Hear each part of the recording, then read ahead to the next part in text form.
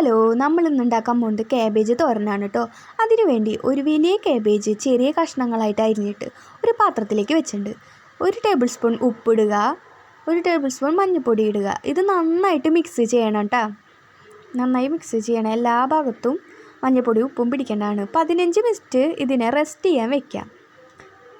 15 minute rest ചെയ്ത് വെച്ചാൽ കാബേജുകളെല്ലാം പിഴിഞ്ഞ് നമുക്ക് വേറൊരു പാത്രത്തിലേക്ക് മാറ്റാം. ശേഷം ഒരു ഗ്യാസ് കത്തിച്ച് ചട്ടി വെച്ച് അതിൽ അത്യാവശ്യത്തിന് കടുക് പൊട്ടിക്കുക കേട്ടോ. 3 വെളുത്തുള്ളി ഇട്ട് കൊടുക്കുക, 1/2 കഷ്ണം ഇഞ്ചി ഇട്ട് കൊടുക്കുക. ഇത് നന്നായിട്ട് മൂത്ത് വരുമ്പോൾ നമുക്ക് 1/2 മുറി നാളികേരം ഇട്ട് കൊടുക്കാം കേട്ടോ. ഇതെല്ലാം ഒരു ബ്രൗൺ കളറാവുമ്പോൾ നമുക്ക് അരിഞ്ഞു വെച്ച കാബേജുകളെല്ലാം ഇട്ട് കൊടുക്കാം. അതിലേക്ക് 4 പച്ചമുളക് അരിഞ്ഞത്, അത്യാവശ്യത്തിന് വേപ്പില, ടേസ്റ്റ് കൂടാൻ വേണ്ടി ഞാൻ 3 ക്യാരറ്റ് ചെറുതായി അരിഞ്ഞതും ഇട്ട് കൊടുക്കുന്നുണ്ട് കേട്ടോ. ഇത് നന്നായിട്ട് ഇളക്കി കൊടുക്കണം. ആവശ്യമെങ്കിൽ ഉപ്പും ചേർക്കാം കേട്ടോ. ഇത് മൂടി വെച്ചോ അല്ലെങ്കിൽ ഇളക്കിയിട്ടോ നമുക്ക് നന്നായിട്ട് വഴറ്റിയെടുക്കാം.